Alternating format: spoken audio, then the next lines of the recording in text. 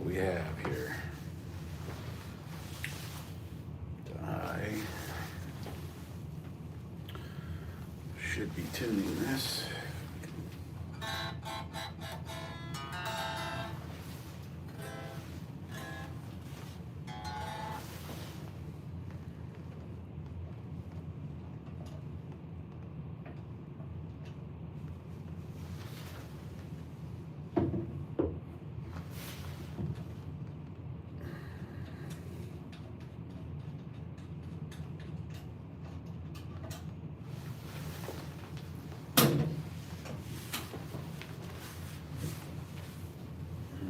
Tuned up here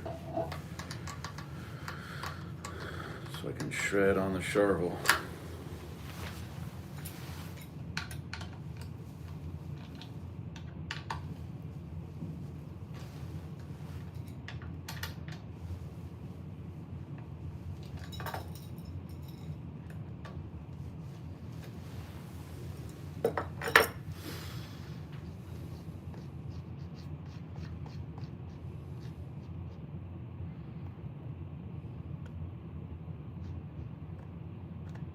Get some music going, huh?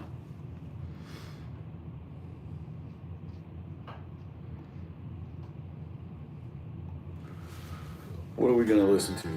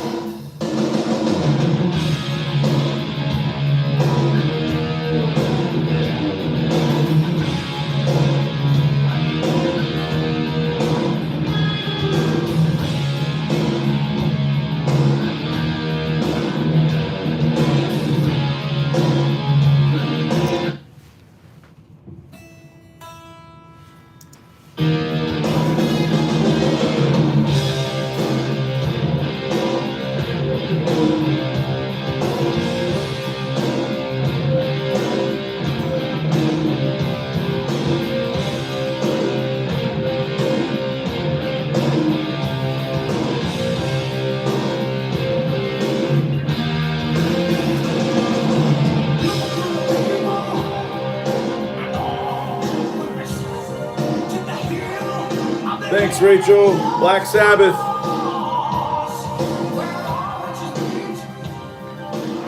I plan on playing a little, but I gotta tune this guitar up here. It's kind of been a pain in the ass recently, so.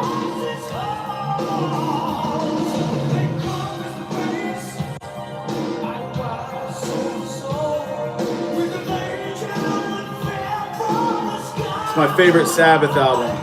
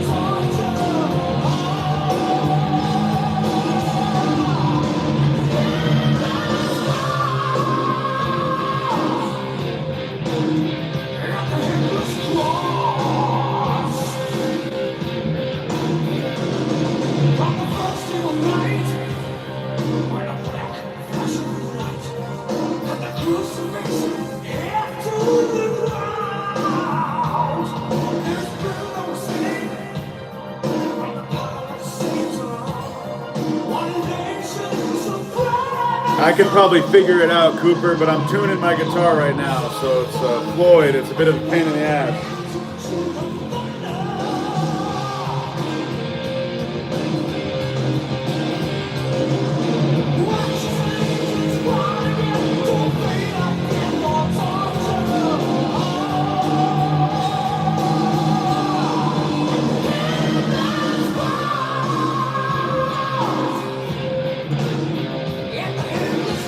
It's my favorite Sabbath album, by the way.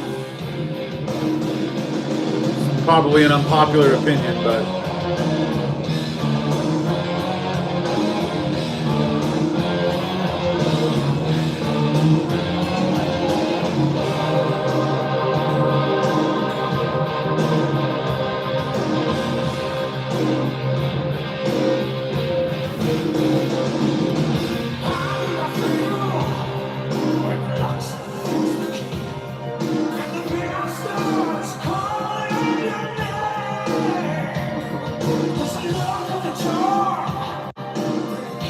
I am Rachel, are you?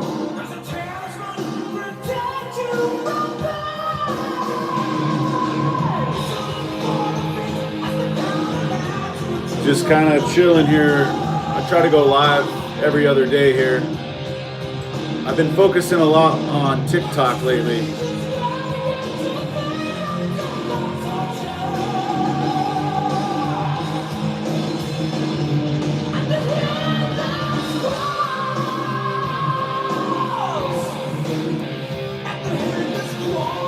Steering wheel, I don't know what that means. A, B, D, B. Try to lower this a little bit.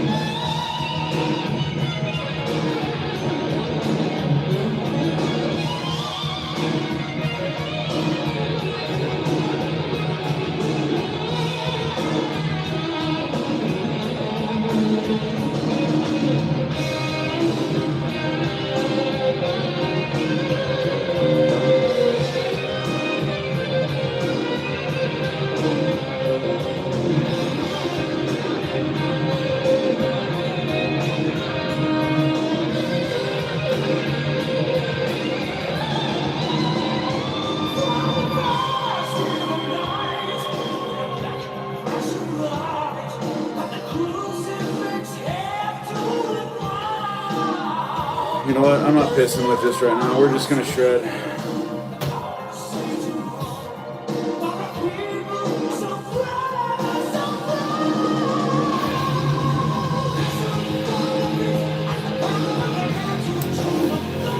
How do you tell how many people are in here?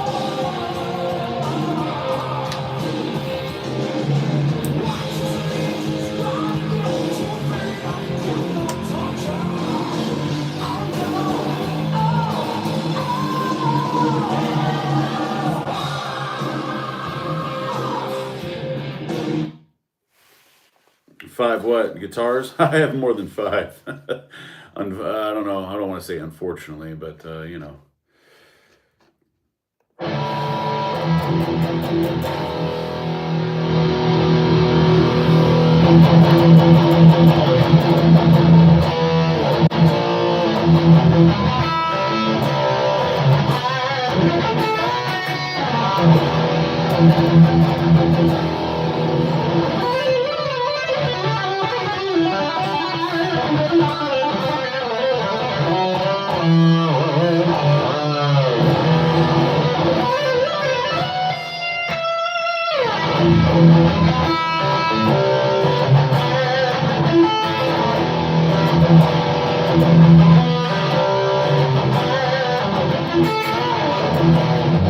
Yeah, you could.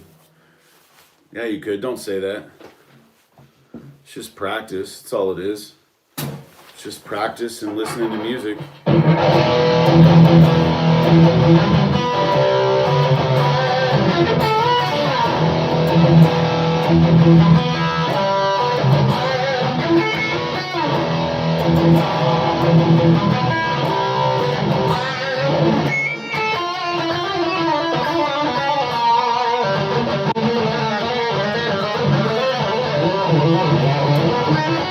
So getting a little warmed up here.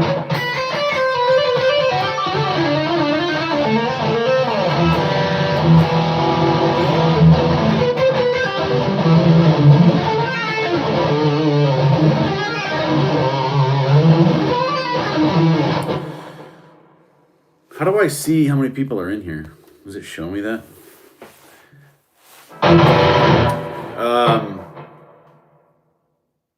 Let me know your favorite band. Here we go, Q&A sticker. Like the corner brownie? What the hell?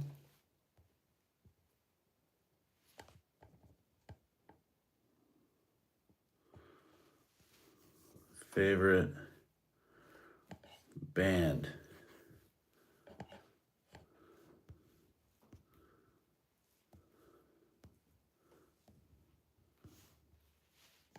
Here we go. Let's try this. I've never done this before, so let's try it.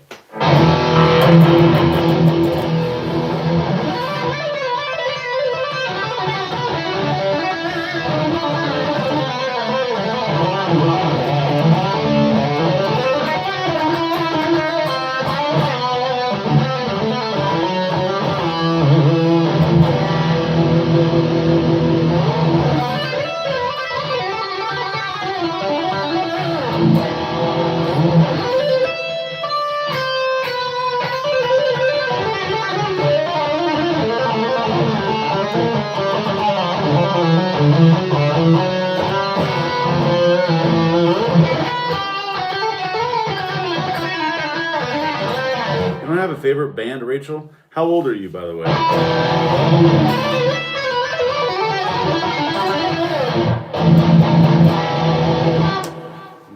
Freaking.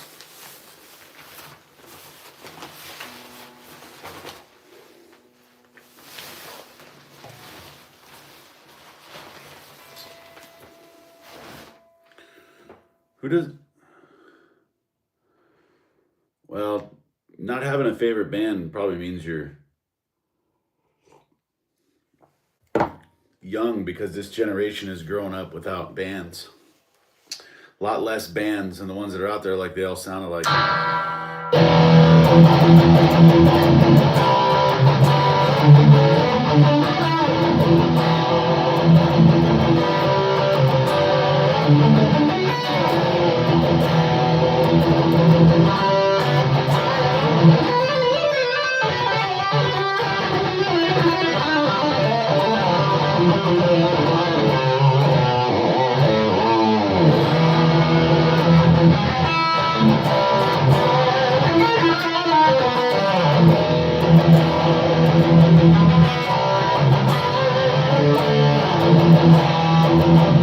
Thanks, Hayden.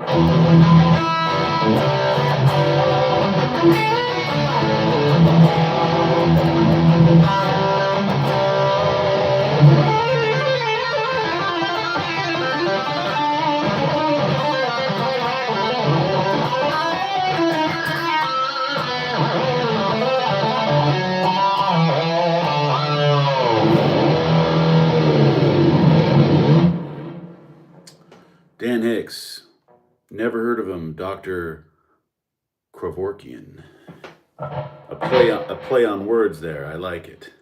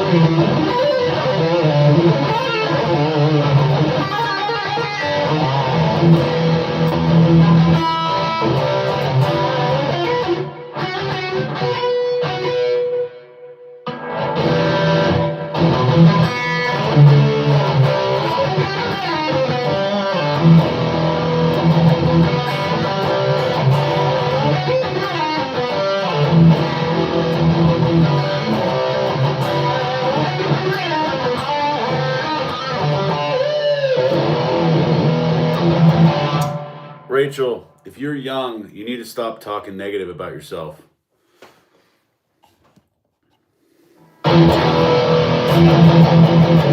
That shit gets inside of your head. You gotta stop that, dude.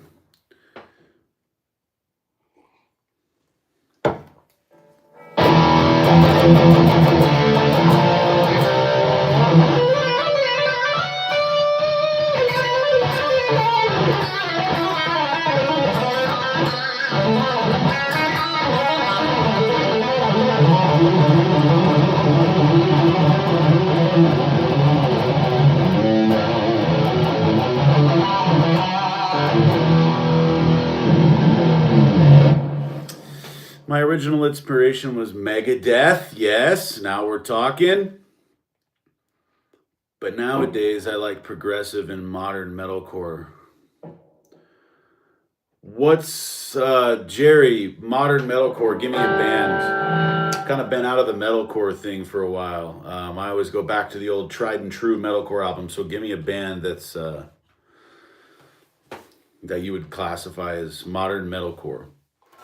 When you say progressive to me, I'm thinking Dream Theater. I'm thinking, I don't know, maybe, I don't know, would you say Sleep Token is progressive? I don't know. I haven't listened to a ton of their stuff. It's definitely different, but I don't know if I'd call it progressive. Meshuggah is like super heavy progressive.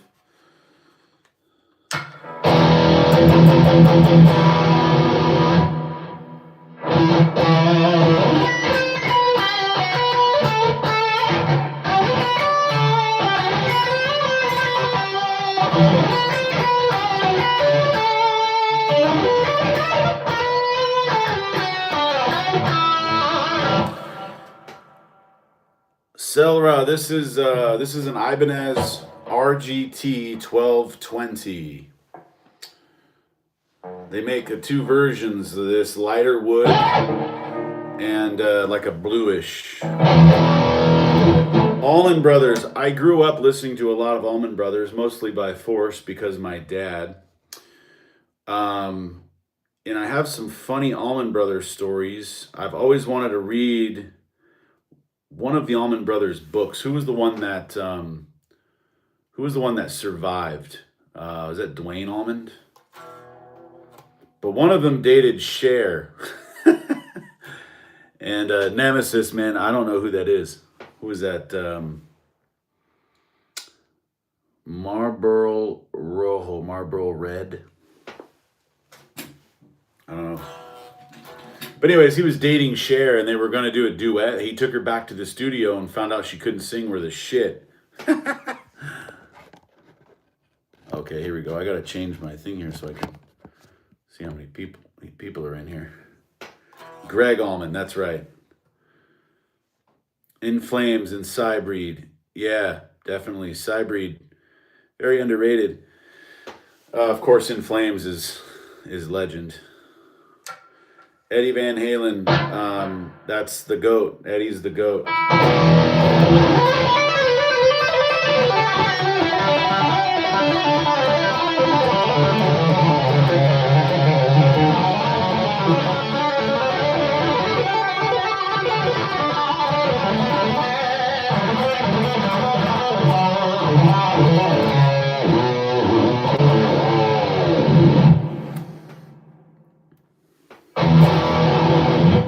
If Cybreed has anything new though. Is it those same albums? Tool was my first concert when I was a kid. I like them, but I like the heavier shit. So if I was gonna listen to like polyrhythmic stuff, I would go I'd go with Meshuggah. Eric Johnson. Yeah, I mean Eric's funny story about Eric. I heard when he was in the Yardbirds that he got kicked out because he never showed up to practice. Imagine a guy like as good as that, just not showing up to practice. Floods, legendary song. Here, I'll show you this.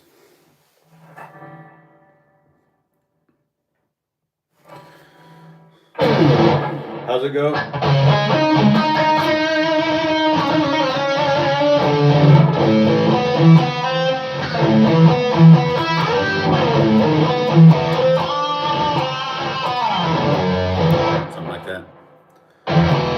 Slayer, I got to see them. Got to see them on their third retirement tour. Little guitars, yeah, Eddie Van Halen, man. My favorite Eddie Van Halen intro is "I'm the One" with that swing riff with his brother on the drums. It's awesome, dude.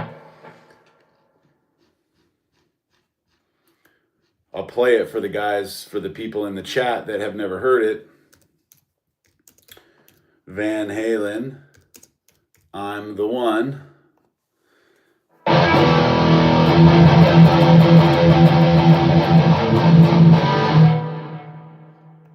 Listen to this intro, man. Well, this is an ad, so.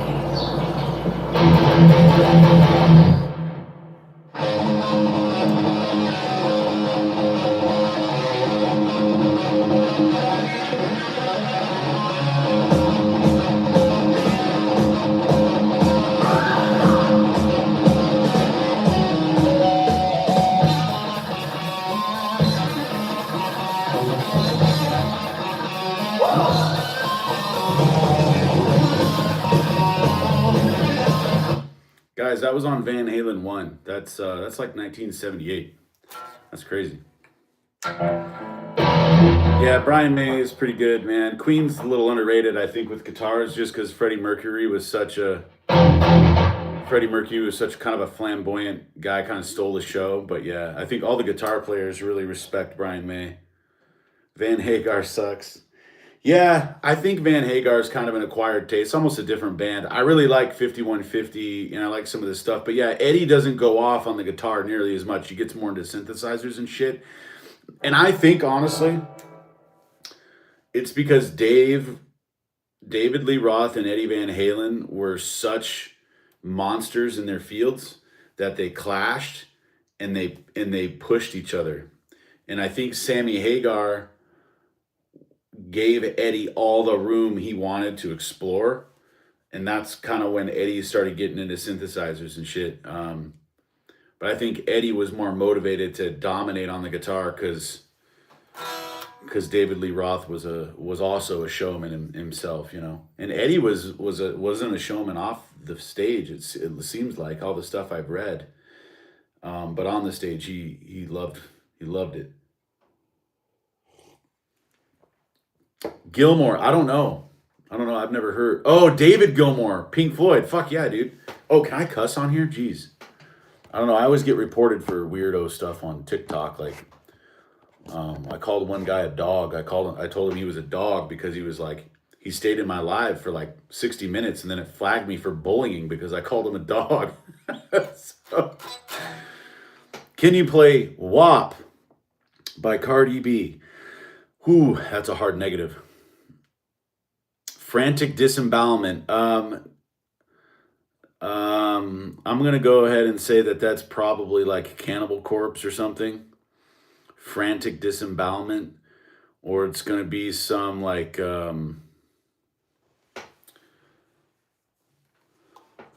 yeah, see, I told you. Cannibal Corpse. I love Cannibal Corpse, but no. Yeah, I actually I don't know if I posted it on here, but on my TikTok I have the Comfortably Numb solo on there. I learned it because Gilmour is good and he's not a shredder, and I have a tendency to play fast, and Gilmour's style kind of lets the note hang a little bit. Death Skin Mask, yeah, one of my, what's my favorite Cannibal Corpse album? It's hard because they all start to kind of sound the same after a while. Yeah, that's a hard one. Probably was Butchered at Birth an album, or was that just a song? Tears Don't Fall. I think that's actually Bullet for My Valentine. Have you ever heard of the Cramps? Yeah, not really my style. And that's more like old school punk, isn't it?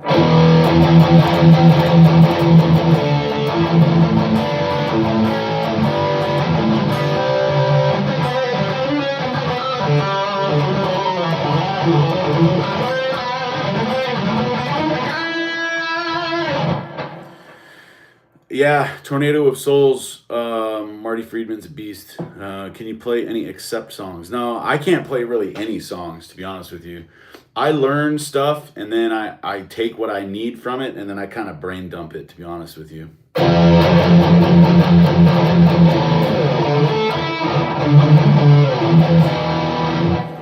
Fish, who are the guitar players in Fish, Big Red? Because I feel like there was a big named guitar player in Fish.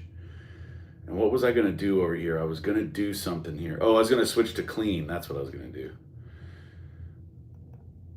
I'll play you this. See if anybody here knows what it is. Def Leppard. Yeah, I have their shirt on. Don't know any other songs, though.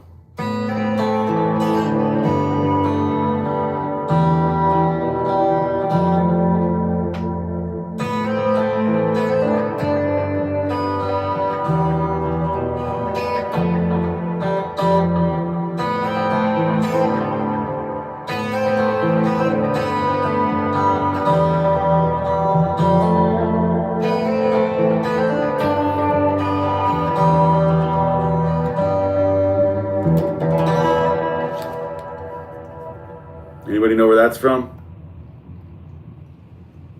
Pantera.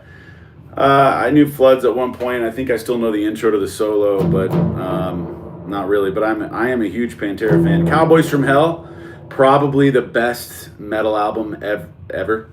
I put it up. I mean, from top to bottom, like what's a better album? Yeah, To Live Is to Die. Person Man got it. Yep. The ending to Live Is to Die. That's the best Metallica record, I think, and Justice for All.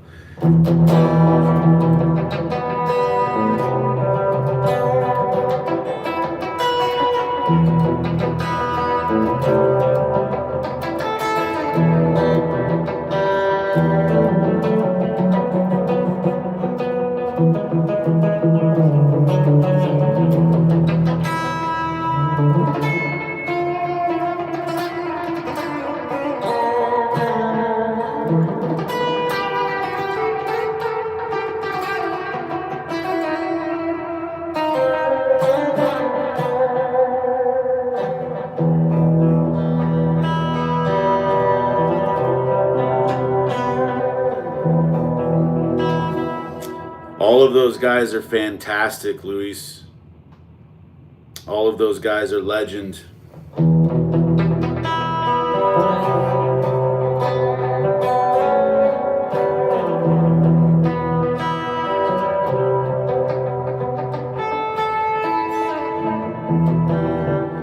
Best blues player, Blind Al Wilson. Never heard him, Outfield. Maybe I'll give him a shout. Vito Bratta, White Lion. There we go. Luis is the man. Luis knows his stuff. Vito Bratta walked away from the music industry because he was sick of it. Right in the middle of his prime. That first White Lion album, Luis, that first White Lion album, what is it, Fight to Survive or something? That is an extremely underrated album, dude. I have it on CD.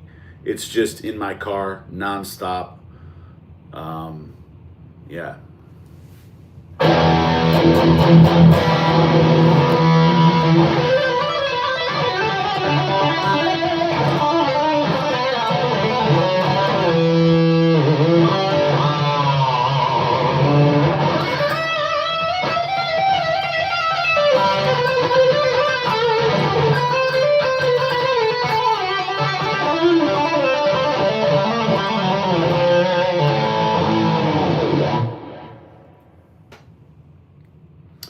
Have you not heard Gutter Ballet?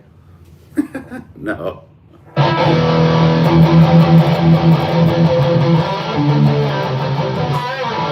Yeah, I heard the same thing, Luis. I didn't know if it was his dad specifically. You would probably know more than me on that, but I did hear he had to take care of his family.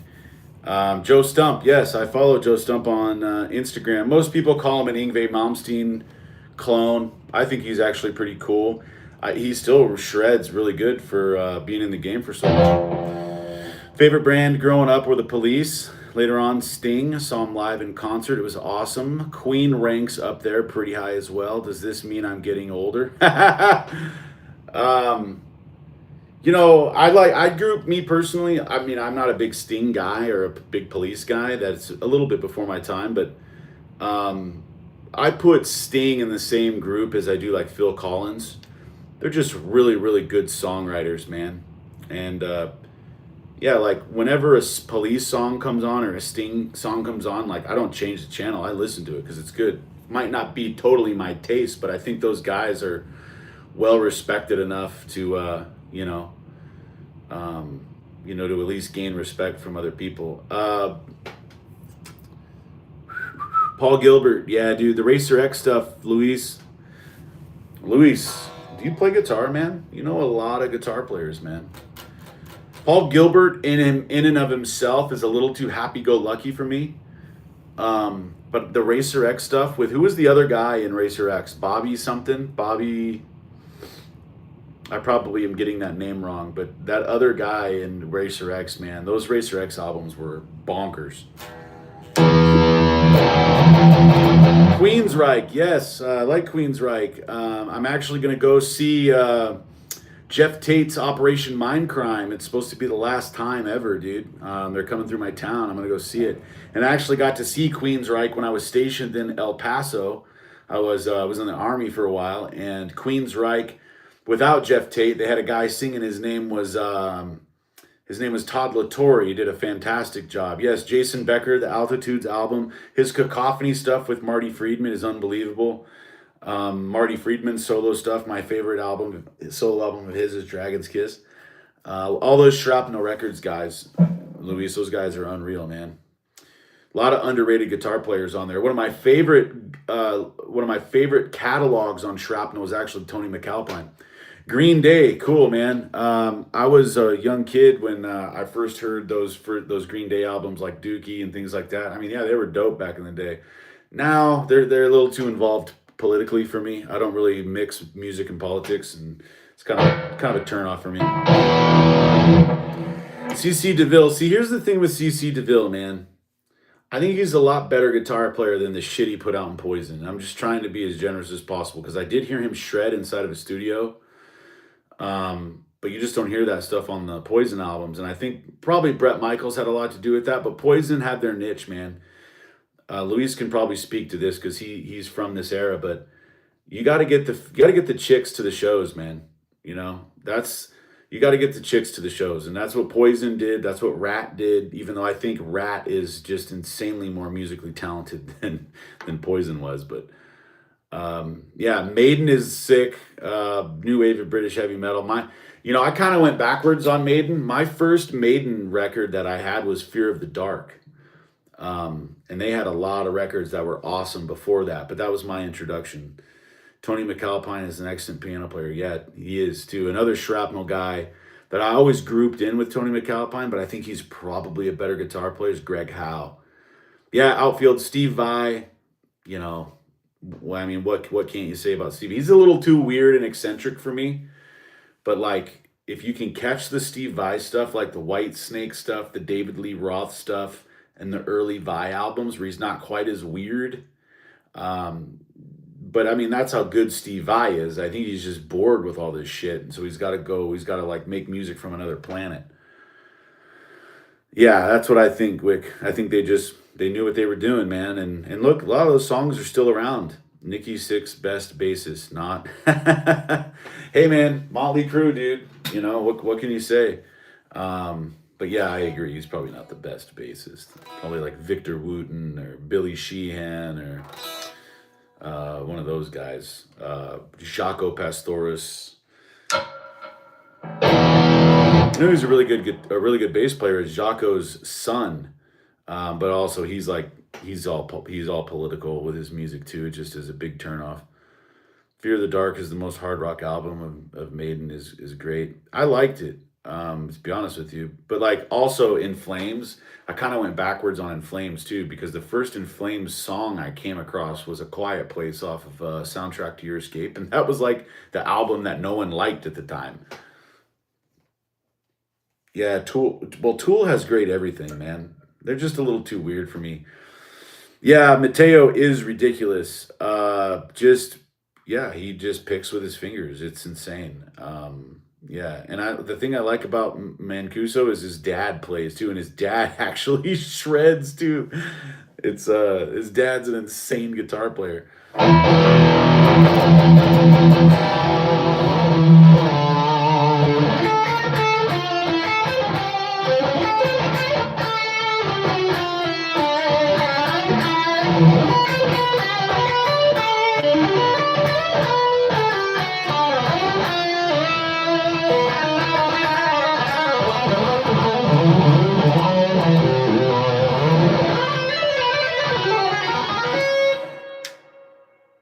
You know who I'm not a big fan of? Obviously, the guy is technically insane. Is Tim Henson.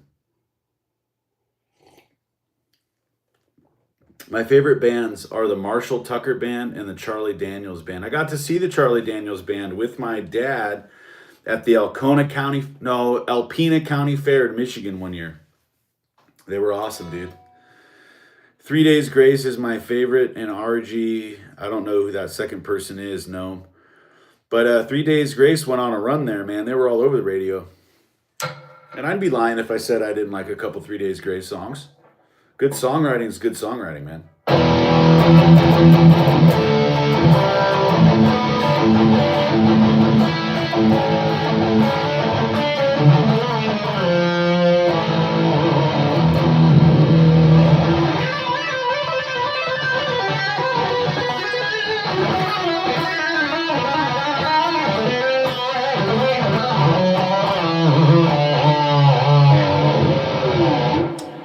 What Anthrax?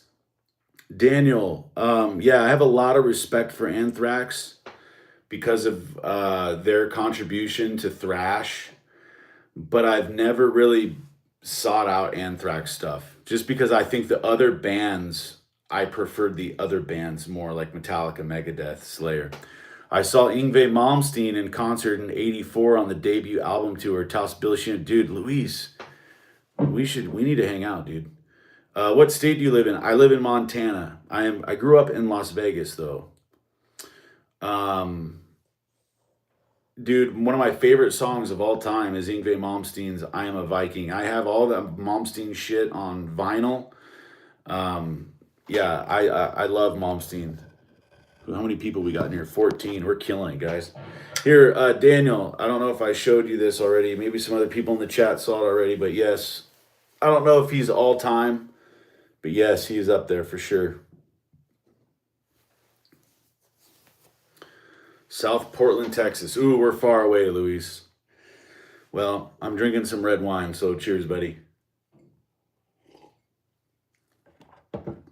I tried to find a wine glass at Dollar General. I was not successful.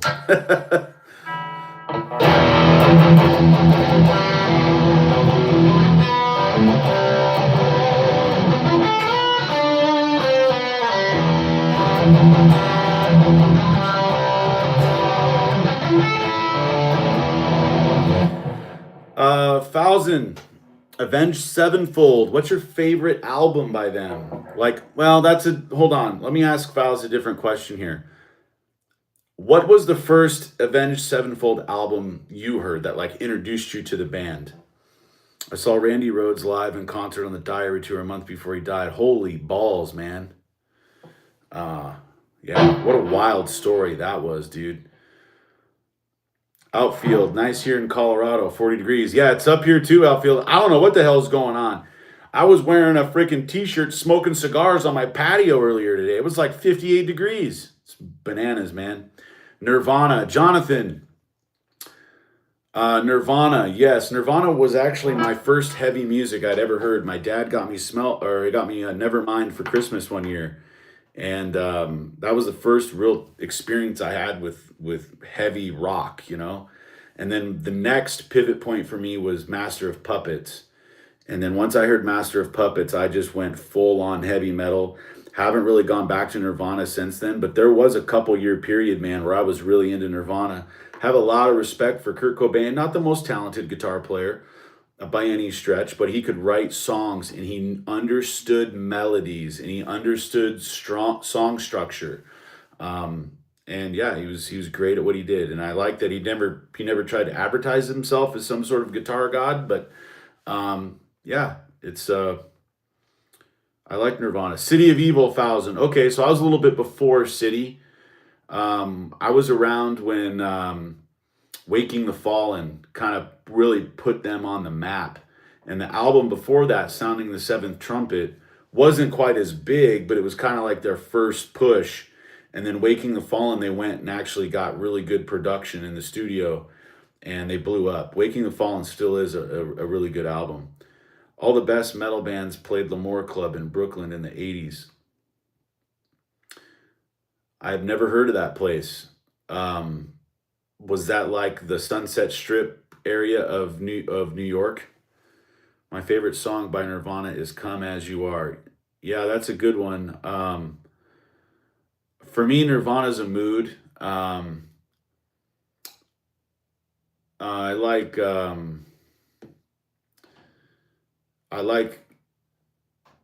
some stuff off Incesticide. It was kind of punky. Um, but yeah, "Come As You Are" is a hard one to beat, man. Lithium's dope. I like the punk version of Polly. I got to get a better backdrop because I can't see the numbers at the top. I appreciate everybody here, man. Please like and share the stream, dude. I'm trying to kind of grow my channel. I'm not trying to make it music. I think that ship has sailed, but I'm just trying to get guitar out there, man. I think this new generation is not they're not tactilely, they're not interacting with music in a tactile fashion. Everything is digital. And one of the things that I grew up with and that I was able to bond with multiple generations of guys that were older than me, because I was introduced to heavy metal and hair metal by my crazy uncle Jimmy, is this kind of stuff, being able to talk about these bands. And when we saw them live, kind of like what Luis and I are doing, that's a passing of the torch. That's a tactile interaction with something that you experience, and you're sharing that experience, and that's what makes music like a unifier, you know. And with bands not touring anymore because everything can be done on a studio and like on the computer, and I think it's robbing this younger generation of that. So anyways, sir, can you play one song of Avenged Sevenfold for me? I do not know any Avenged Sevenfold. I'm pretty sure if I tabbed a couple of the songs from Waking the Fallen, I could probably figure it out. Beautiful Ibanez. Is it Japanese? Actually, this is an Indonesian model, which I was really surprised at, honestly. But I think Ibanez's quality control is so tight, and since they're in the region of Indonesia, they keep pretty tight standards. But yes, this is an RGT 1220. This thing is an absolute savage. Couple things that stood out to me about this is the block inlays. That's very un-Ibanez, but yeah. Undergoing College, Sioux Station was the only station that played metal in New York area. Okay, interesting. Favorite guitar, Matthew. Favorite guitar that I own, or favorite guitar that I want to own. A lot of Gen Z aims to be the producers rather than the actual players. That's a valid point. I never actually considered that. Yeah.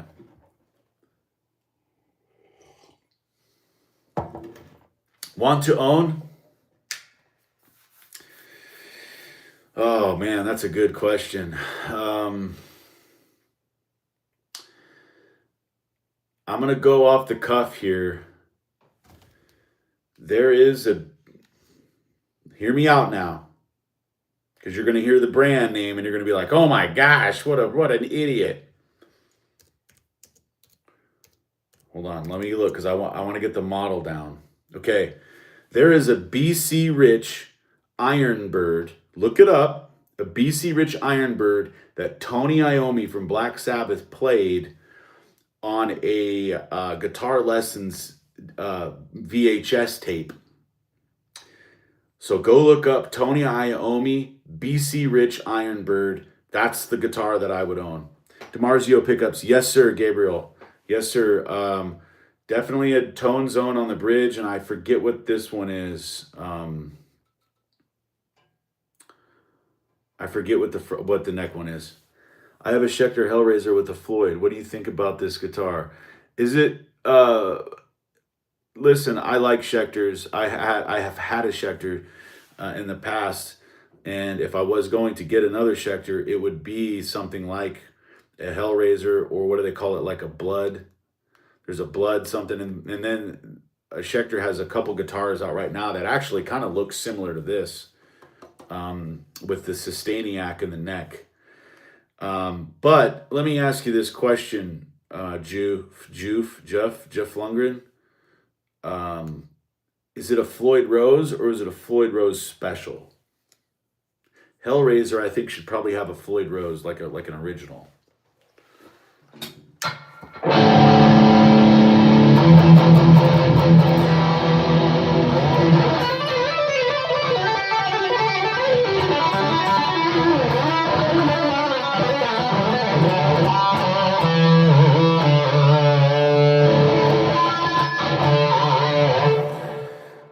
Is it a top-mounted Floyd, or is it like a free-floating one? Can you pull up on it, or you can only do dives on it?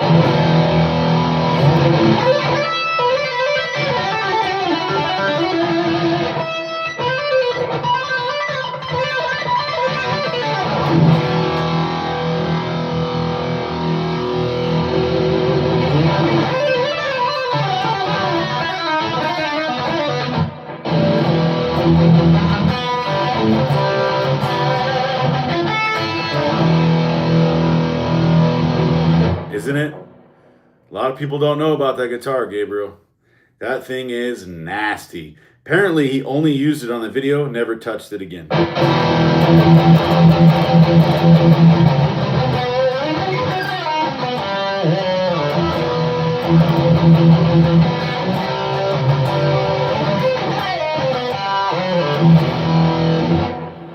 What's up, Rachel?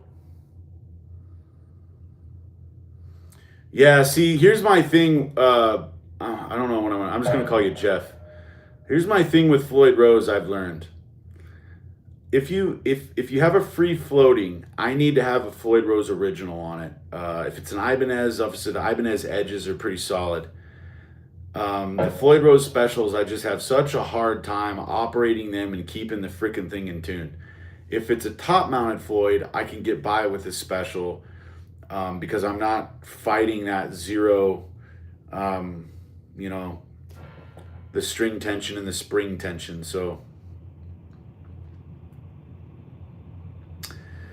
Matthew, yeah, the Ironbird. I don't know what year your Warlock is, but BC Rich did go through a little bit of a downturn. I think they're trying to make a comeback now. But it might just be your pickups, man. It might have just been a budget Warlock with some budget pickups in there. If you spent $100 on a Seymour Duncan Nazgul or a Black Winter, I think it might bring it to life, man. And you just buy that pickup for like $120 and take it down to your guitar shop and tell them you want it. They'll solder it in there. Probably cost you $20, and you got a brand new guitar. Dragon Force, yeah. Luis, I liked that first Dragon Force album, Through the Fire and Flames, but I can't play any Dragon Force if that's what you're asking. But I think they cheat on the tapping. This is personal. Hit hard. Thanks, man. Long way. Thanks for stopping by, dude. India, that's a long way. I prefer him with your SG. Somebody told me he plays with Strats too, but never see. Yeah, I'm sure he does some tracking in the studios with some different stuff, but I do know he is also very particular. Like, he's been particular to one amp company.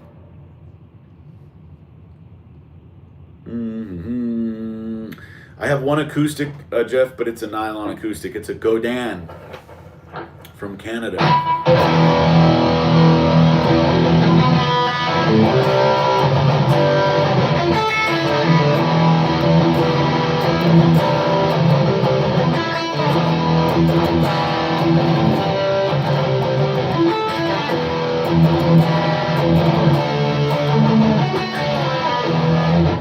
Can you play Youngblood? I don't know any Youngblood.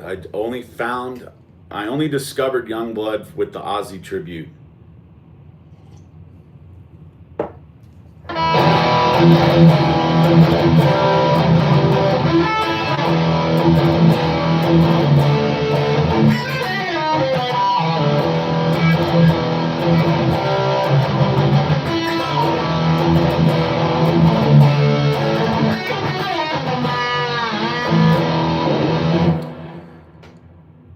Dude, you know what's Cravey Wavy? Somebody requested that before. Or no, somebody said that it would be a good metal cover or a good cover, but I've seen that before.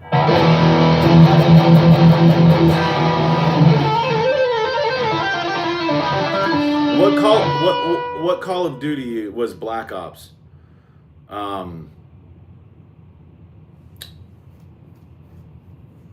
Like which one did that come after? My cheap everyday guitar, Strat knockoff, Silvertone. Yeah, dude. Jeff, I heard Did Eddie start on a Silvertone or was it a Dan Electro? But a lot of people have played, Silvertones, man. Can you play Master of Puppets? Yeah, no, Master is pretty easy, man. Can I play the guitar? You can do whatever you want.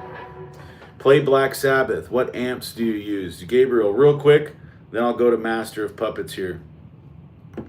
Black Ops 2 was played by Avenged Sevenfold. So this is my actual amp setup right here. That's a Marshall JMD1. That's an Orange Super Crush 100. That's a solid state. This is a tube. And then this is a PV Invective. That's a tube amp.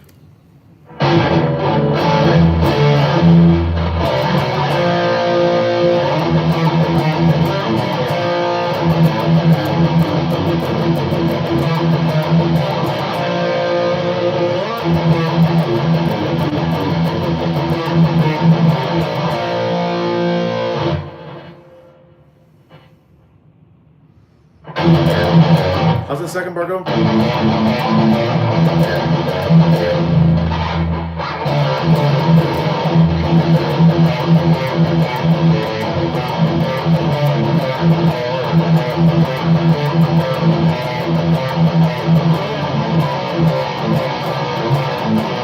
Something like that.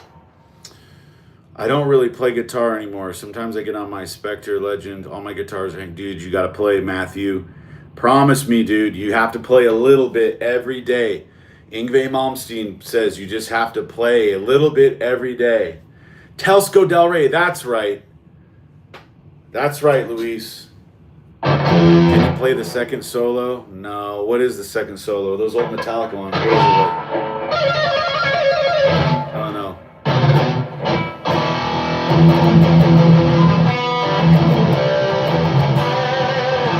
Guns N' Roses, Skeks, don't hate me. I don't mind Guns, but I think they're overrated. I think Slash is overrated.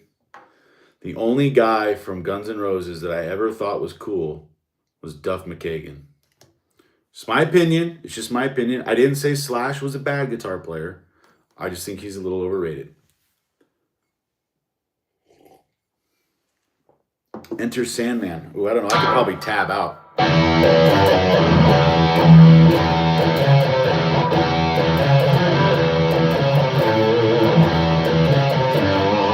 Something like that.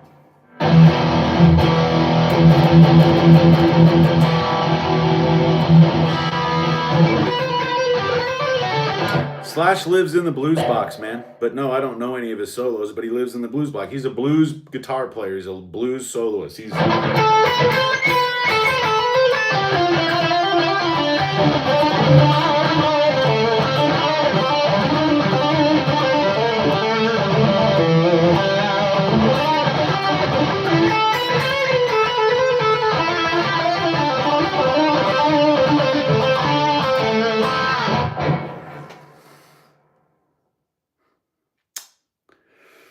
What about Seek and Destroy?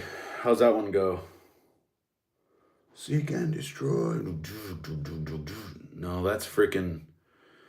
Sweet Child. He didn't write Sweet Child of Mine's Kicks. I'm not trying to hate on you, man, but that's a Bob Dylan song.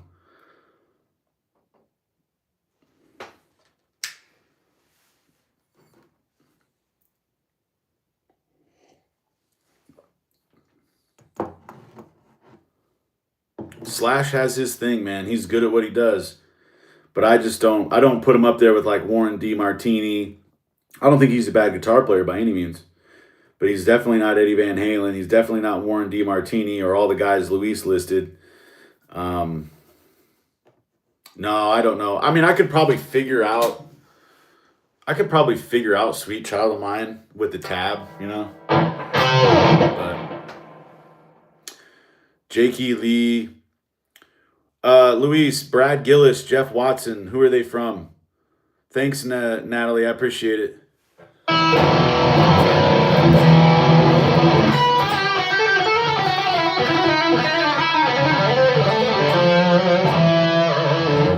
Here, while I got you guys on here, I'll play an original. This is kind of what I do. You know, I get a backing track and I work the backing track and I write my own stuff. So I'll show you what I got.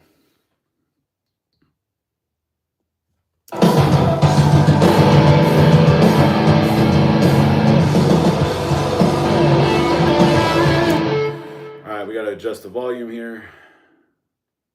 Let's back it up.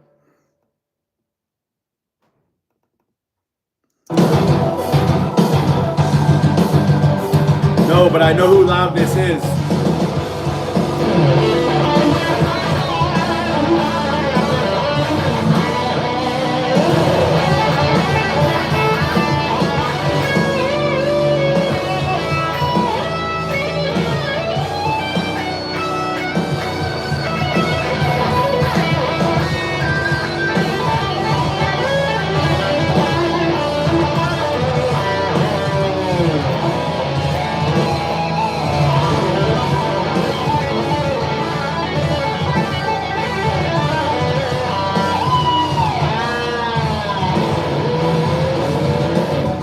Kind of messed up. I'll go through one more time.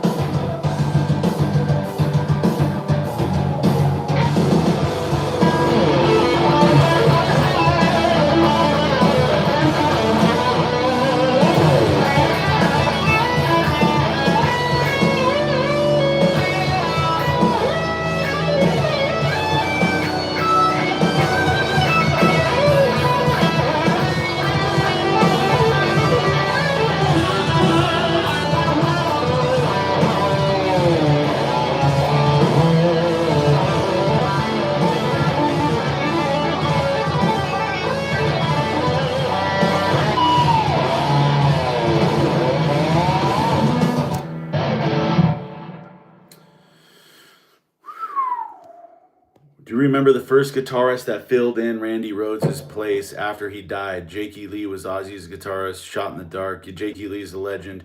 Brad and Jeff of Night Ranger. That's right. I never could get into Night Ranger, but I've heard those guys were really good guitar players. Would you say that those are guys that kind of dialed down their ability for the band, for the sake of the band? Like they were better players than what they were recording?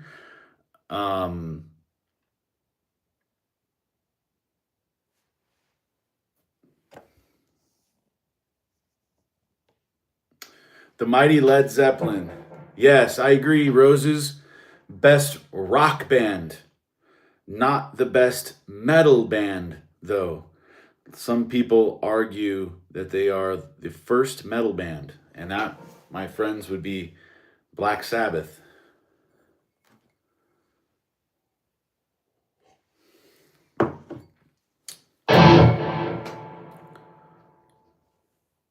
Future band name. Call Me Bloody Murder.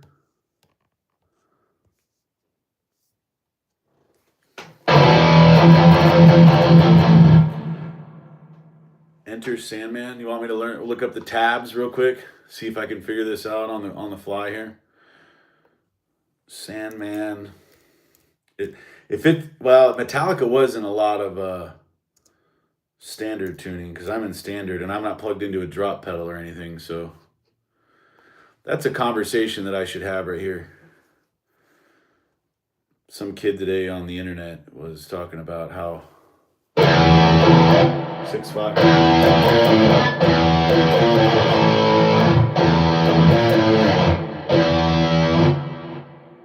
And then what's the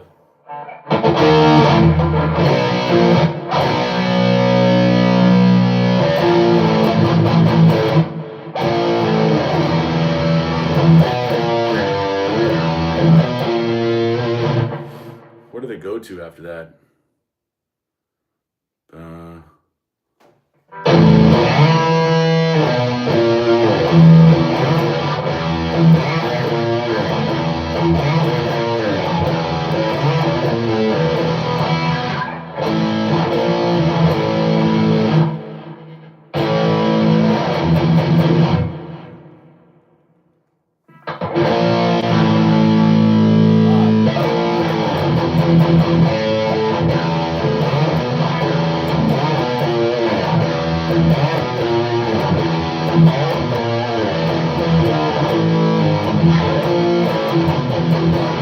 Something like that.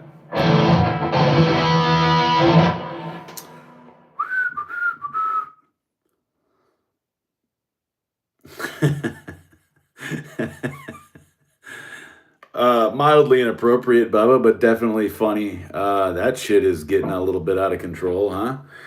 Bro, can you play Can You Feel My Heart? Can you feel my heart? Dude, there's a metal band that covered that, and they did an incredible job. What's that lady's name? Who sings that song? Who the hell is that? She's still alive today. Thrice. There's an underrated band, dude. What a name drop, man. Yeah, Thrice. Definitely an original sound. What was their album? Was it the yellow? It was a yellow cover, if I remember correctly. I rocked the hell out of it. Actually, I remember getting in a car accident. I had Thrice in the CD player, and I remember after the accident, when everything calmed down, my CD player kicked in again, and Thrice was still playing. See you, Natalie. You know what solo I was thinking would be a really good one to learn would be Alone by Heart.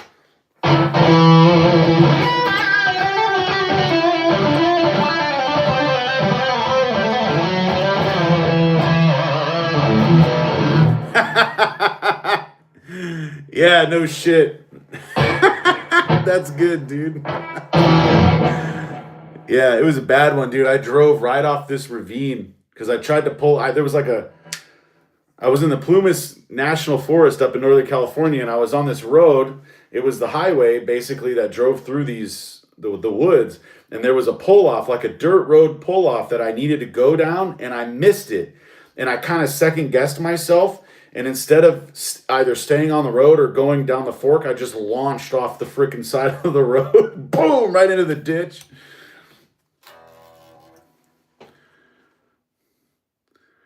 Thrice makes me think of Cursive, not because they sound similar, but because I remember listening to them a lot in the 2010s. Who's Cursive? Is that a band? First, last, Alice in Chains. What's your favorite Alice in Chains song?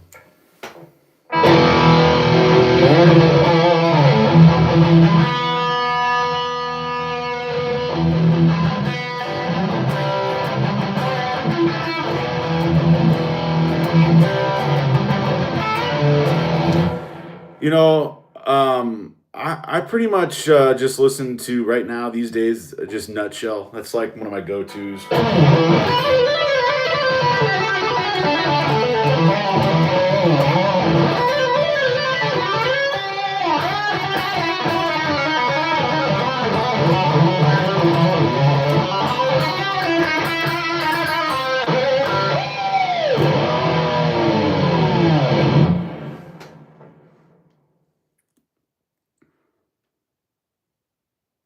I'll check him out. Cursive, never heard of him. Oh, that was good timing, Nathan. I just read your question.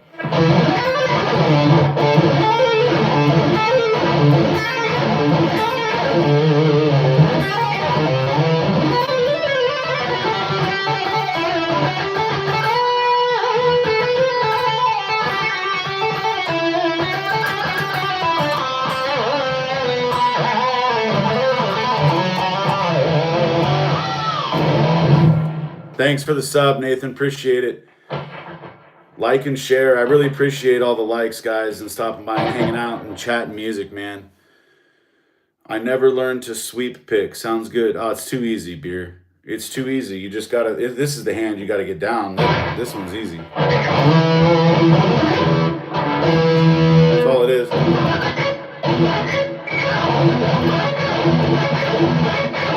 Then you just match your hand to it.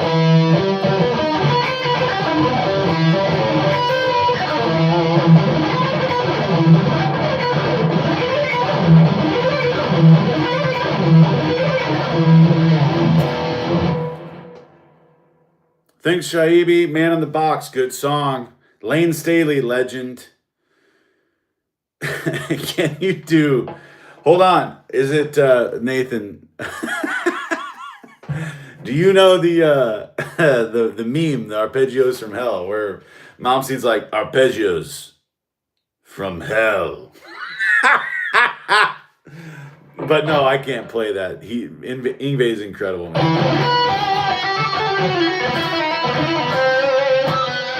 Oh, Sheeb, I don't know. I don't know any Alice in Chains, buddy. I'm sorry. Tom Collins from Tokyo Band. Tokyo. Is that the name of the band, Tokyo? I don't, because I don't know.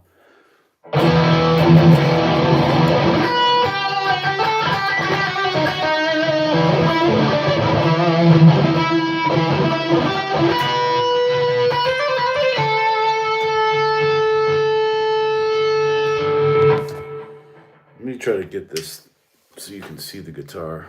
Born to be Wild. Oh, that's not my thing, brother. There goes a little bit better.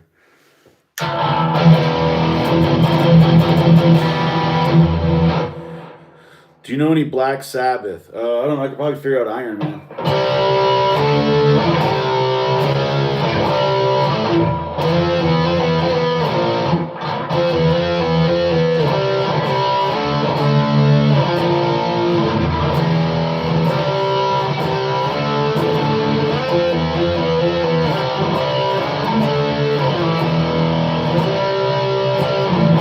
I don't think that's the first note.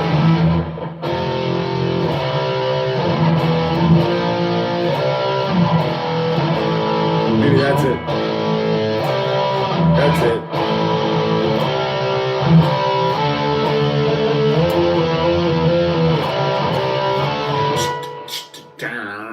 That song's still heavy, dude. Shahib, yeah, I played the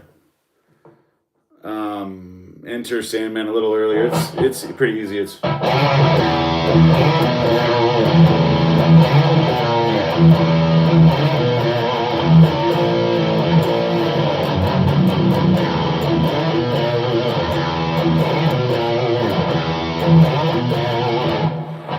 Ramones. Here we go. You ready for some Ramones?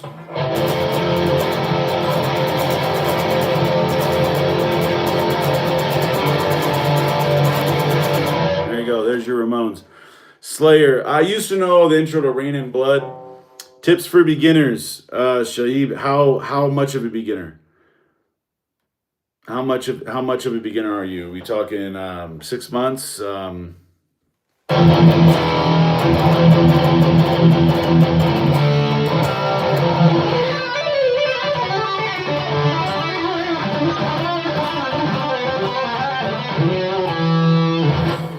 How do you get the live tone for us to hear on our end? You run your signal into an audio interface and then a DAW. Yes.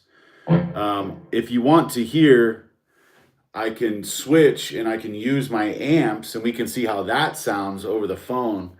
But right now I'm just interfaced into a Quantum ES4, a Presonus, and I use just Presonus Studio One, but my plugins are all Neural DSP. So Orion, probably something like this, I think.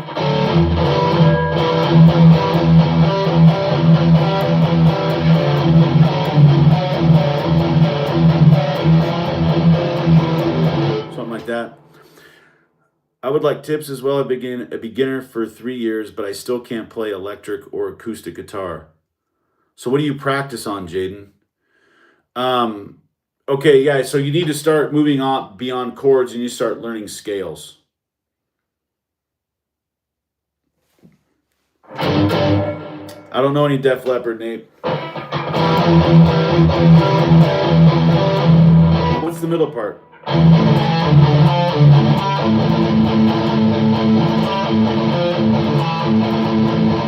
Something like that.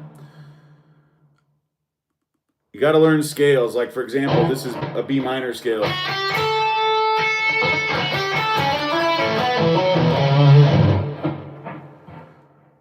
You need the hunger, man.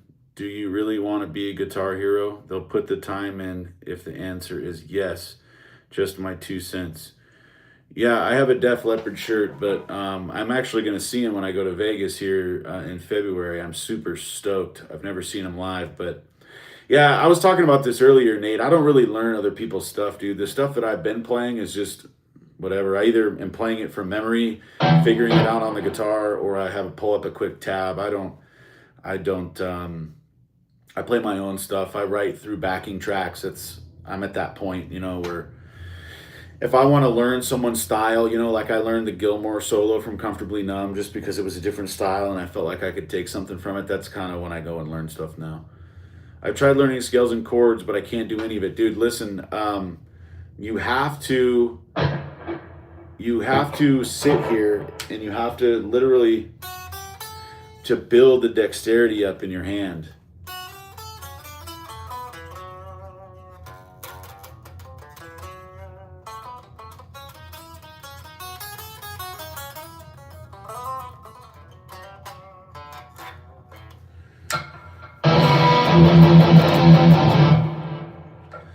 Yeah, I don't disagree, Remsicle. I don't disagree. I'm just, I've been there already, and I'm not trying to big time or big bro anybody, but there was a time where I went through the Metallica catalog, and I kind of learned a lot of that stuff, and then once I learned it, I basically just kind of built up the dexterity in my hands, and I kind of stole their phrasing and logged it to memory, and then I moved on. Thoughts on AC/DC? I love AC/DC, Sky. I love them. They're, for what they are, they're awesome. I do think some of their stuff gets a little repetitive, but like some of their melodies, but they're AC/DC. Here's the thing, man. This is what's lost in music, in my opinion, now. All the bands, because everything's all digital, they all sound the same, dude. Speaking of, I don't know if he's still in here. How many people are in here? 10? He might not be in here anymore. Let me know if you want me to change signal chains and plug into my amp. But nobody ever debates when AC/DC comes on the radio. They know exactly who it is. And for that alone, it's that's saying something, in my opinion. Might need to do a guitar change here. Let's do a guitar change. What are we thinking, guys? What do we want to play? Do we want to go Fender Strat? Do we want to go Jackson Soloist? I got a Jackson Soloist. I got an EVH, an Eddie Van Halen Frankie. I have a PRS SE here. It's been upgraded quite heavily. I have that's about all. I have a Fender Strat with a Floyd. So let me know. Strat, definitely. All right, cool. Let's go Strat. This Strat is it's pretty heavy now. It's not your normal Strat. It's not your normal Strat. Okay, I'll do the Jackson after the Strat here. I'll shred on the Jackson for. No one wanted to see the Frankie, huh? No one wanted to see the Van Halen guitar, huh? Okay. My hands aren't dexterous. I have tried learning from my brother and a friend of mine and other people. I'm the only person in my family who has no musical skills at all. Hey, listen, dude. My dad introduced me to a lot of music. Good music. I'm talking legend stuff, okay? Pat Metheny, Eric Clapton, the Yardbirds, but that dude can't play an instrument to save his life. So it's my Strat. Sunshine Yellow. Upgraded. I have a short rails, I think, in the neck.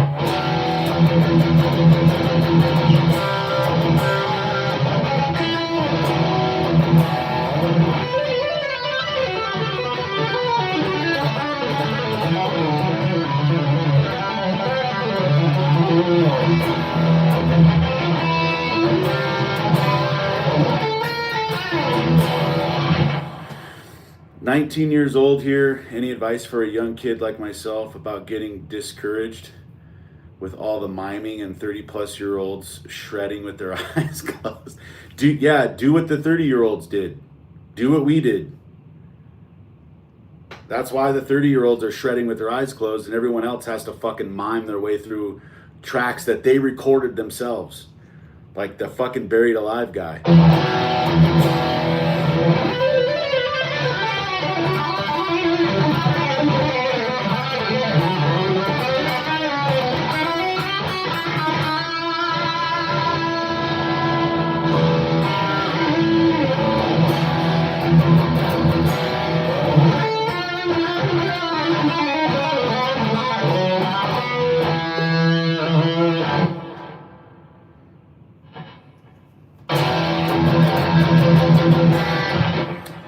And you know what we did, man? We sat here for hours. When I learned to sweep pick, Rems, when I learned to sweep pick, I literally sat here, dude, like this, with my hand, refusing to upstroke.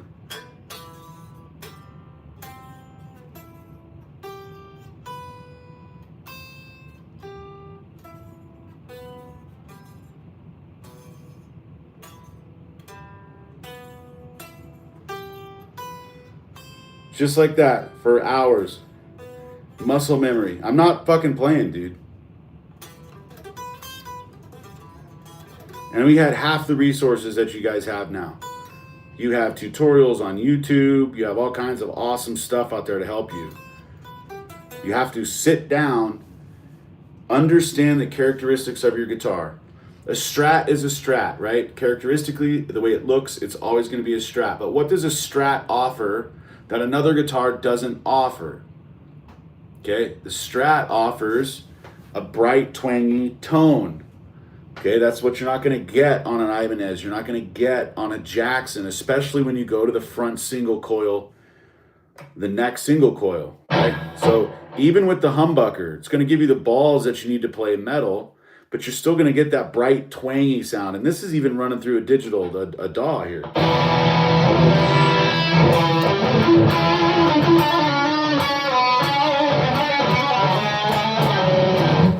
When I talk to younger guitar players now, or when I interact with them on social media, they're so used to just everything sounding a certain way through these digital platforms and copying and pasting and things like that.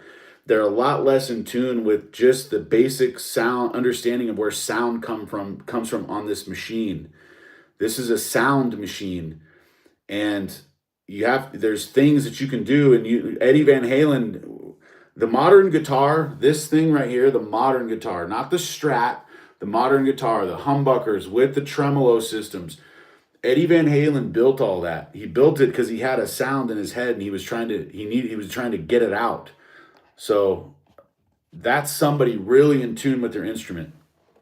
Can you play Sandman on guitar? Yeah, I've played this like 3 times already. Here you go.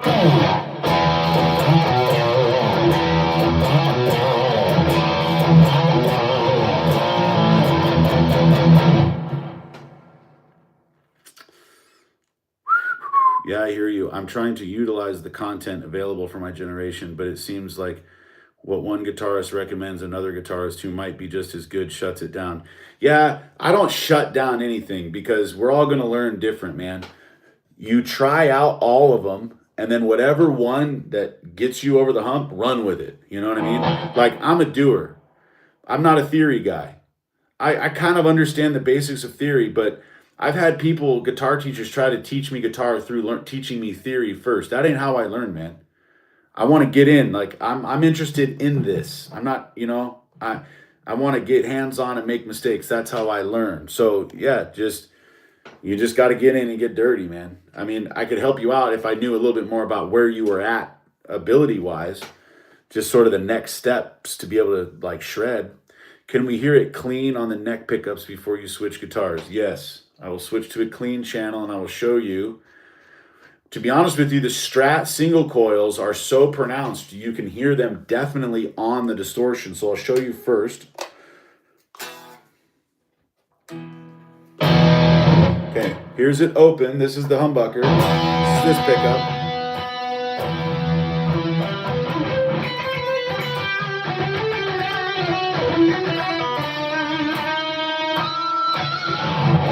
Okay, neck pickup.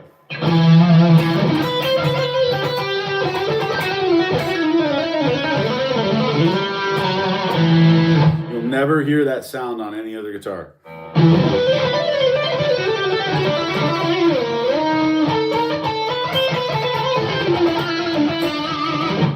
Oh, I don't know, Mr. Sandman, dude. I'm sorry.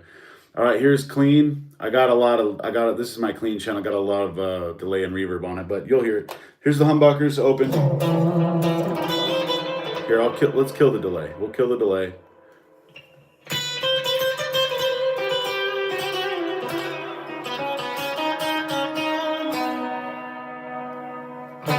All right, here we go. Here's the front. Here's the neck pickup.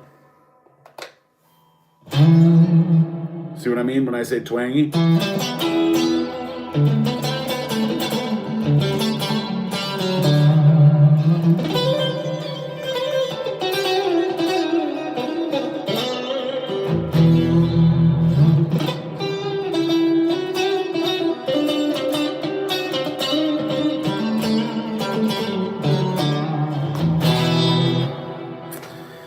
I didn't intend to put myself out there on your live stream, but I do have some covers posted on this channel that make out both passion and progress documentation. Hell yeah, dude. Go check out Remsical stuff, man.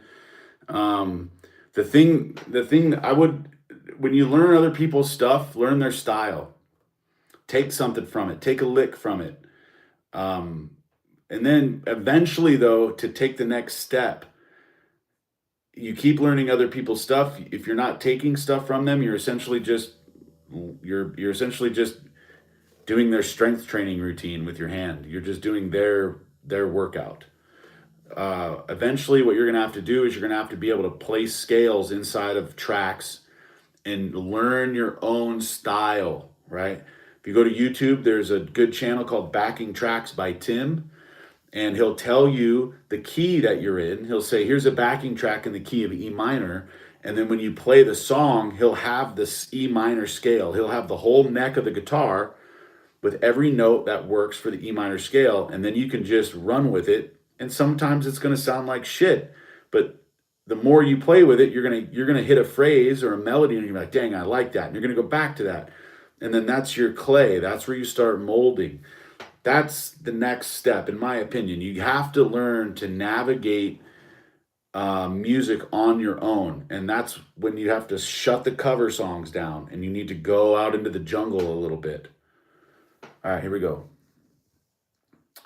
Metal Zone pedal had a lot of feedback, but was the only thing available back then. Dude, I remember that thing was nasty.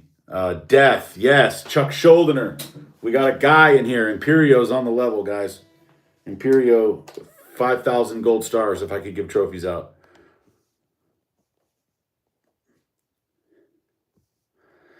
I haven't been satisfied with the sound of the guitars I've played, and they just don't feel right to me. I would have to know a little bit more about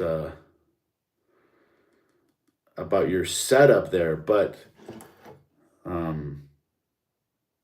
that sounded like Sails of Chiron by Scorpions. I don't know if I've ever heard that song. I probably have because I've listened to all the Scorpion albums. One of my favorite bands. Another underrated band.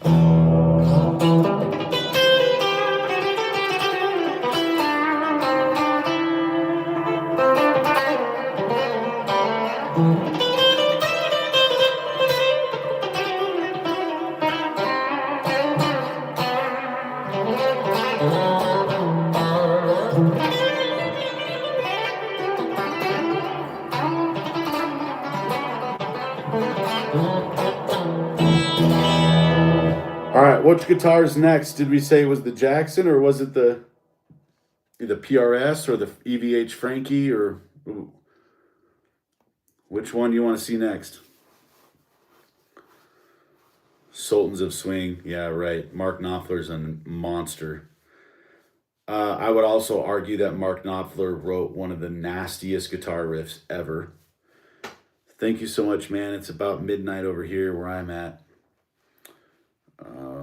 Yeah, all right, Remsical, take it easy, man. Keep chugging, dude. You got to keep playing.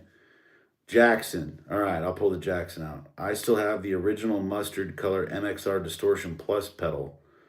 Holy shit balls, dude. Rockman headphone amp.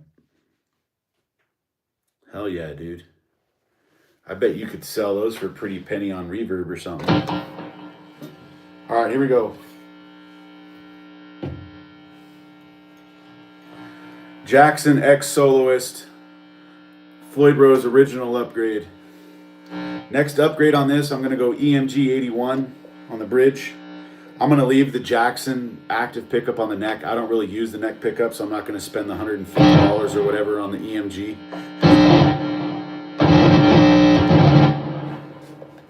Let's mute this so I don't blow my speakers up.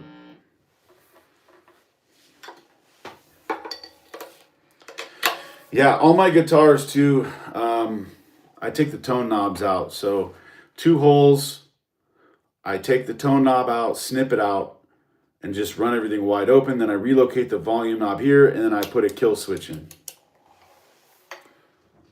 So when I'm working, I can just flip the guitar off instead of dinking with the volume knob. This thing is a savage though.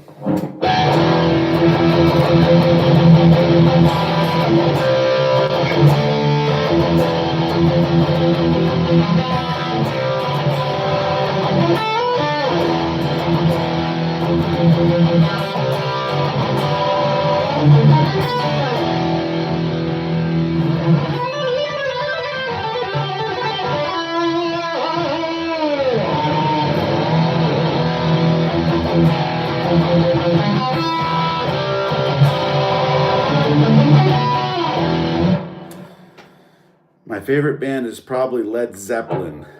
Logan, not a bad choice. I'm not a massive Led Zeppelin fan, but can you play Ram Ranch? I don't even know who that is, David. Who does that? All of my stuff is in Iowa. I'm not going back there. Well, you might just have to get a new guitar, man, and just move on.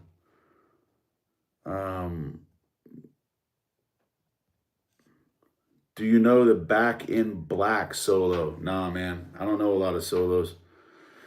You take on digital effects versus piecing everything out on a massive board. I'm guessing you have gone both routes. Yeah. That's he's asking a technical question and I want to address it because I think it's important. So I'll show you. Just in case you're not familiar with what it looks like on the DAW, I'm answering I'm answering Utah here. So I'm going to flip the camera around so you can kind of see. All right, so this is what I'm looking. This is my modulation for my Nolly X plugin. But if we go before the amp, this is what it looks like. So this is what you're offered. I'm only running compressor and overdrive here on the Nolly X plugin. And then you get to, I don't know if you're familiar. So if I'm wasting your time, I'm sorry. But here's your head that you can, for your amplifier. Speaker placement or microphone placement. Very, very, very light on the EQ adjustments. And then that's your modulation. Now, if we compare that to my actual amp setup, my signal chain setup, this is what I have. So I always separate my modulation. My modulation is all up here. I don't like my effects loop involved with my pedal board, like effects loop completely separate. So here's my effects loop. That's my EQ, my 10-band EQ. That's a delay and a reverb. That's a Keeley Parallax built into one. And then that's a chorus pedal. And then I have 2 signal chains down here because my main amp is my PV Invective. Okay, now that's a tube amp that does not need a tube screamer. So everything you have in here, and I can get into details here, I'll make it as painless as possible. You have 2 channels. You have a lead channel and you have a clean channel. And this is, if you don't know who designed this, Misha Mansour designed this. He's from Periphery. So this is made for like djent style stuff. But it comes with a noise gate and it comes with, it's called a tight button. I think it would probably be considered like another noise gate. But the noise gate on this is so aggressive just because of the style of music it's made for that I don't use the noise gate. So my signal chain just for this one is I have the tuner into my noise gate, into my amp switch. And that's just my signal switch because this is a separate chain.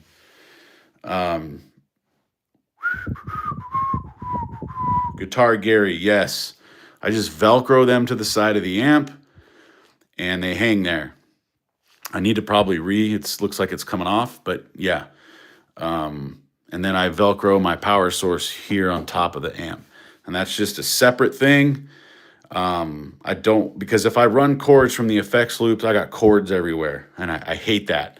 I'm a little anal about it. I just like these chords and these chords separately. So my second signal chain is for my Marshall JMD1, which actually does pretty good on its own with the tube screamer. The Marshall JMD1 is a little unlike other Marshalls because it comes with a preamp, some preamp settings, and then it has modulation built into the amp. So you won't need reverb and you won't need delay, and you don't need chorus. So it's already built in there. But you will need a tube screamer depending on the guitar you're playing. So for my pedal board, I run through here, which is a noise gate, and then a compressor, and then this is the drop pedal. I'll talk about that in a minute. There's my tube screamer. That's the Vox Cutting Edge. But I don't use the tube screamer as much because I think this is one of the best distortion pedals ever made. This is a pedal. This is also a preamp. This is a PV Rockmaster. The Marshall JVM is an amp simulator made by Marshall. It's unbelievable, but it's not plugged in right now because I think the Rockmaster is better. Your compressor through the loop or the front? The front. Run your compressor through the front of the pedal or the front of the amp. And then it should be at the front of the amp and the front of the signal chain. So you always want to go tuner, noise gate, compressor, and then your stuff. So the drop pedal, what the drop pedal is if you play metal guitar, it's hard to play some songs because you always have to tune your guitar to some whack job tuning. Especially now with a lot of these bands are playing in drop Z tuning. So instead of having to tune your guitar all the time, all you do here is you see here, I'll get my hand out of the way. Those numbers, there's little lights next to them, and that's how many steps you're tuning down. And it's controlled by this knob. And then, so if you go 1, that's 1 step down, and you just hit the button, and it will detune your guitar for you. So that way you don't have to mess with it. I own the JVM pedal as well. What do you think about it, Guitar Gary? I love it. I just like the Rockmaster a little bit better. What do you like more about the Rockmaster? Does it have a tune inside of it? A tuner? It doesn't have a tuner. It just has a little bit more to work with. You get a preamp and a pre and post gain. No, it does not have a tube. There's no tube inside of it.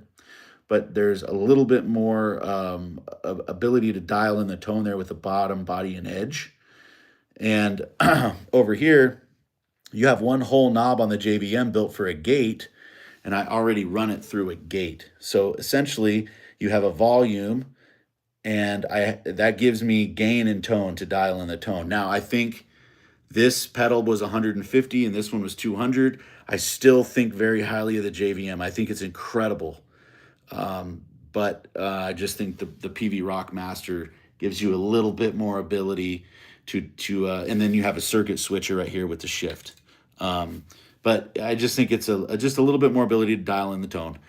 What's the best pedal setup for articulate and audible harmonics? What do you mean? What do you mean harmonics? Like playing harmonics on the guitar and being able to hear them and are being articulated well through the amp. Thoughts on the Quad Cortex? Dude, I seen some videos on the mini Quad Cortex. Again, here's my thing. I'm not going to act like I don't like the digital stuff because I definitely use it. And the Quad Cortex would be great if you think about it from practical terms. If you were a gigging artist, you'd never have to worry about anything. It'd all just be loaded up on your thing.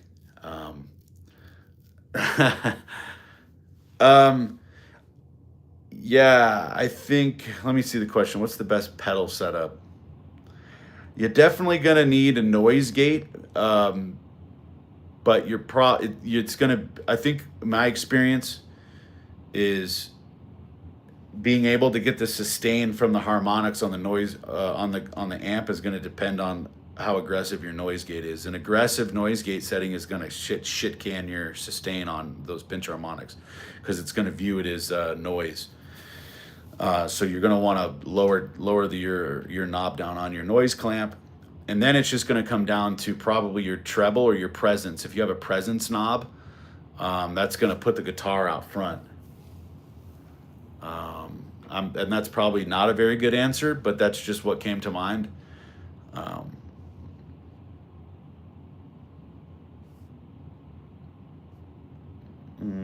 oh yeah, quad cortex. So if you were a touring artist and you had a tube amp, you're traveling with a bunch of Marshalls. There's not many people that can work on tube amps anymore. If you're in the middle of nowhere, you're in some podunk town for a one night show at a club, and your amp goes down, you're pissed. You're out of luck, man. And with something like the quad cortex, you can just plug that into a solid state, and you're good to go. Into clean channel solid state, and you're good. And I'll tell you another thing that I like, and I think amp companies are adjusting to the affordability of plugins, is the mini heads. Like this Invective, that's a mini head. That's a 20-watt head. And if I could take that on the road, it's a lot easier to pack compared to look at the size of this Marshall. This thing's huge. It's a 100-watt head. But really, if you can plug this in to maybe two of those cabs, and then the sound guy mics up your cabs, you're good to go. I mean, even look at this mini head compared to the Super Crush 100. It's so I think hopefully bands get back to actually touring and using equipment, because I think the tactile interaction with the equipment is what makes it cool. So what do you think about iRig equipment? I don't have any experience with it, other than I think I watched a couple videos because I was thinking about getting an iRig to film myself playing, because I'm trying to get my TikTok going. The problem I'm having with TikTok is that it's, in the beginning, was that in order to record, I'd have to get the sound down, and that's where we start getting into the miming. I just refuse to mime, so I do have to play over some of my stuff after it's finished. But I always try to make sure that the second guitar, me playing the guitar that I just recorded, is also audible in the recordings. So, yeah. If I remember correctly, iRig was like something that you could plug into your phone. It was like an interface where you could plug your guitar into a connection on your phone and record from your phone. If that is not correct, let me know. But that's just what I remembered about it. It's been almost 100 minutes and it's 10:30. That's not too late for me, but I'm probably going to end the stream here in a second, guys. I really appreciate everyone stopping by. I'm going to do more of these. I just alternate from one night on YouTube, one night on TikTok. So it'll be a couple days. You can follow me on TikTok. My name is Riff Chaser, RIFF Chaser, kind of like Eddie Van Halen called himself a tone chaser. So I call that channel the Riff Chaser. And it's been doing pretty well over there during the live stream. So give me a like and a subscribe over there, and I'll give you a follow back. Well, I guess it's not subscribing on TikTok, is it? It's following. But my goal on TikTok right now is 1,000 followers. I think I'm at maybe almost 200, just about 200. So we got to pick that up. I'm trying to just give good content and help people out and talk music and kind of bring that part of it back. So I have a lot of other stuff going on in my life. I have a full-time job, and I'm a college football coach. So do you really wear glasses? Yes. Yeah, I have contacts in right now. But yeah, I have all my glasses from the Army. All the BCGs, I kept all of my BCGs from the Army, and I've just upgraded the lenses. They still look ridiculous, but now it seems like everyone tells me they're cool now. The BCGs are cool now. So, but yeah, I definitely wear glasses. I was gonna get LASIK eye surgery, but whatever. I'm in too deep now. It is what it is. Couple more questions before I shut down the stream. Probably ended at maybe 103.